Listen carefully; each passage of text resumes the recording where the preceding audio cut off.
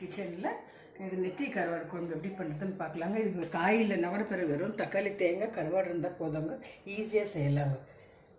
தேவையான பொருட்கள் டமாட்டோ பியூரிங்க, தேங்காய் பேஸ்ட்டுங்க, ஆனியனு, கருவேப்பிலை, ஒரே ஒரு பச்சை மிளகாய் கவுச்சிக்காகங்க, தனியாத்தூள், மிளகாத்தூள், மஞ்சத்தூளுங்க, நெத்திலி கருவாடு, உப்புங்க, தண்ணி, எண்ணெய், இவ்வளோ தாங்க ஃப்ரெண்ட்ஸ் இதுக்கு தேவையான பொருட்கள்.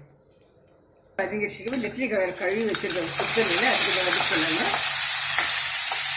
கொஞ்சம் அரிசி, மிளகாத்தூள், தனியாத்தூள், மஞ்சத்தூளுங்க, இதோட டமாட்டோ பியூரி போட்டுக்கலாங்க.